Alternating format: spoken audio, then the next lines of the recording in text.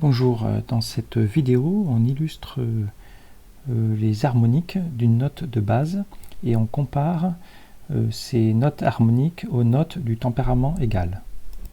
Alors sur cette figure, vous voyez la portée musicale.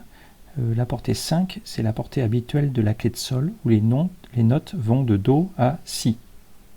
Et ensuite, là c'est l'octave 4, une octave en dessous. Et ensuite il y a les octaves supérieures 6 et 7. Voici par exemple un Do dans l'octave 4.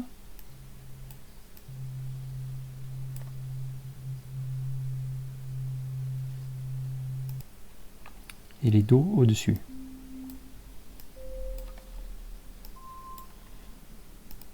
Alors le tempérament égal consiste à diviser l'octave en 12 parties égales.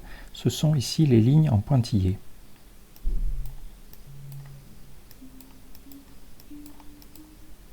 Etc.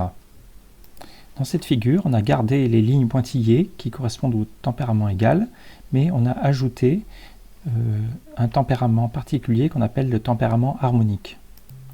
Donc pour une note donnée, ici un Do dans l'octave 4,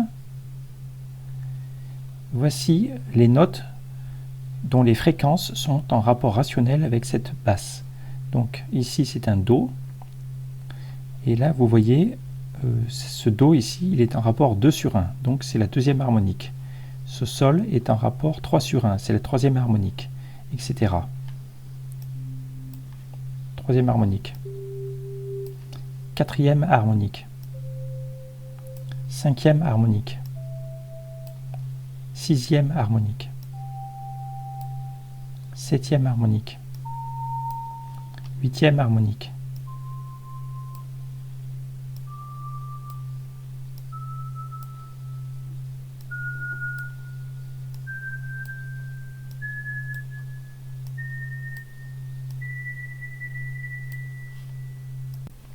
Alors les harmoniques multiples de 2, qui sont les octaves, coïncident exactement avec le tempérament égal. Ici, c'est Do en rapport 2 sur 1, Do en rapport 4 sur 1 et 8 sur 1. Mais ensuite, les autres harmoniques ne sont pas égales ne coïncident pas avec le tempérament égal. Par exemple, la troisième harmonique, alors ça ne se voit pas ici, mais est légèrement supérieure au tempérament égal. Mais c'est imperceptible. Par contre, la cinquième harmonique, vous voyez, est un petit peu en dessous du tempérament égal. Alors on va comparer avec le tempérament égal. Voici la cinquième harmonique du tempérament. La cinquième harmonique exactement, on parle de tempérament juste.